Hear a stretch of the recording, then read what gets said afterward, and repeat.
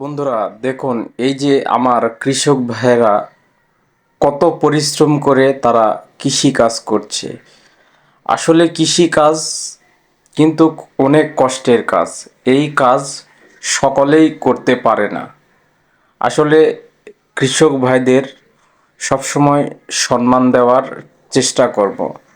তারা যদি ঠিকমতো ফসল না ফলাইতে পারে, তাহলে কিন্তু আমাদের দেশের যে অর্থনৈতিক আছে সেখানে প্রভাব পড়ে। এই জন্য তাদেরকে সবসময় সম্মানিত করব।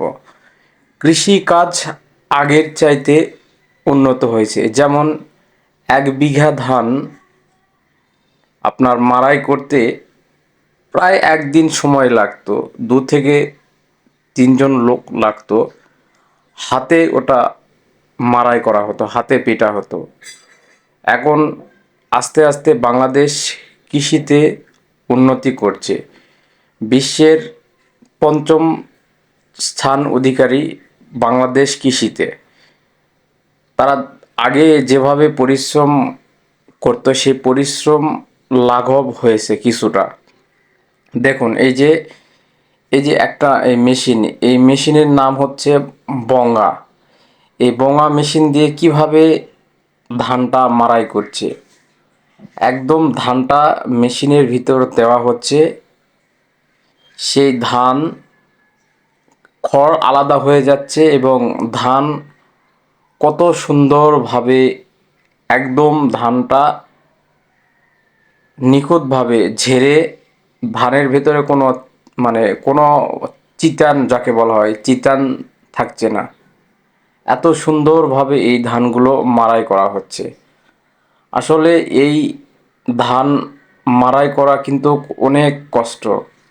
দেখেন, আগে এই ধান মাড়াই করতেই 3 থেকে 4 জন লোক লেগে যেত। সেখানে 3 থেকে 4 জন লোক যদিও লাগছে, কিন্তু সময়টা বেঁচে যাচ্ছে। আগে যে পরিমাণ সময় লাগতো, এখন কিন্তু সে পরিমাণ সময় এই ধান মাড়াই করতে লাগে না।